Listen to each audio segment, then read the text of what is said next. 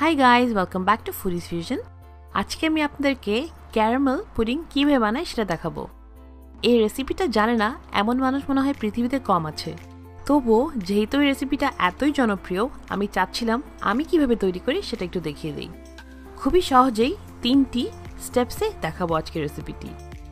একদম পারফেক্ট, মসৃণ আর tasty pudding কীভাবে বানাই চলুন আর দেরি না করে এখনই দেখে নিই।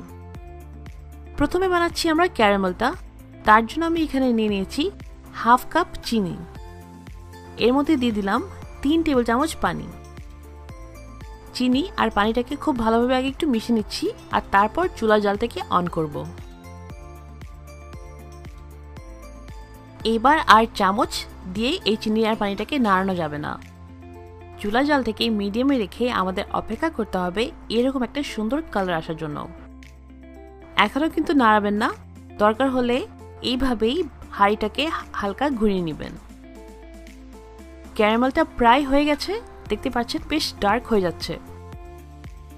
এখন সাথে সাথে নামিয়ে যে বাটিটাতে আমরা পুডিংটা বানাবো সেখানে ক্যারামেল সসটাকে ঢেলে দিতে হবে। ক্যারামেলটা সেট হতে থাক, এরই মাঝে চলুন আমরা পুডিংটার কাস্টার্ডটা তৈরি করে নিই। 3টা রুম টেম্পারেচারে রাখা ডিম দিয়ে দিচ্ছি। ডিমগুলি লার্জ সাইজে। ডিমটাকে আমি হালকা উইস্ক করে নিচ্ছি। অনেক বেশি মেশাতে যাবেন না, তাহলে অনেক বাবলস হয়ে যাবে, যেটা আমরা একদমই চাই না। ভালোভাবে ডিমটা মিশিয়ে নিয়েছি, তারপর দিয়ে দিলাম এখানে হাফ কাপ চিনি। আপনারা পুডিংটা কতটুকু মিষ্টি চান সেটা আপনাদের উপর ডিপেন্ড করে। এখানে আছে 1.5 কাপ লিকুইড মিল্ক। আমি 3 কাপ দুধ জাল দিয়ে ঘন করে নিয়েছি আর সেটাকে 1.5 কাপ বানিয়ে ব্যবহার করছি। এটার বদলে কিন্তু আপনারা ইভাপোরেটেড মিল্ক ইউজ করতে পারেন অথবা এমনি দুধ জাল দিয়ে ঠান্ডা করে ইউজ করতে পারেন। 1 চা চামচ ভ্যানিলা এসেন্স দিয়ে দিয়েছি। আরেকটা কথা, দুধটাকে একটু ঘন করে ইউজ করলে পুডিংটা আরও বেশি টেস্টি হয়, সেই কারণে আমি পুডিংটার জন্য দুধটাকে ঘন করে নিয়েছি। দুধ, চিনি, ভ্যানিলা এসেন্স এবং ডিম খুব ভালোভাবে মিশিয়ে নিতে হবে। অনেক বেশি কিন্তু মেশাতে যাবেন না, তাহলে কিন্তু অনেক বাবলস হবে আর পুডিংটা পরে সুন্দর লাগবে না। দেখতে পাচ্ছেন ক্যারামেলটা খুব সুন্দর করে এবার সেট হয়ে গেছে। আমরা যেই ডিম আর চিনির মিক্সটা বানিয়েছি সেটাকে ছেঁকে দিয়ে দিচ্ছি। অবশ্যই এভাবে ছেঁকে নেবেন, তাহলে কিন্তু ডিমের কোনো সাদা এই ধরনের অংশ থাকলে সেটা বের করে নেওয়া যাবে। এইবার আমরা এই পুডিংটাকে ঢেকে নিচ্ছি। আচ্ছা, আমি আজকে যে ধরনের মোল্ড ইউজ করছি সেটা হচ্ছে 7 ইঞ্চের একটা কেক মোল্ড। এটার বদলে কিন্তু আপনারা 5টা রামিকেন ইউজ করতে পারেন। এবার পুডিংটাকে বানানো পালা। একটা হাঁড়ি নিয়ে নিয়েছি, তার মধ্যে বসিয়ে দিলাম একটা স্ট্যান্ড আর দিয়ে দিচ্ছি একদম ফুটন্ত গরম পানি। আপনারা চাইলে স্ট্যান্ডের বদলে এমনি একটা কাপড় বসিয়ে দিতে পারেন। আমি সবসময় স্ট্যান্ড বসাই, তাই আমি স্ট্যান্ডের মধ্যেই করে নিচ্ছি।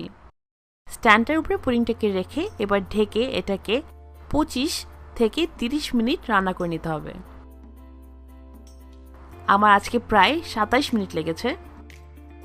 27 মিনিট পর আমি এই ফয়েলটাকে বের করে নিচ্ছি।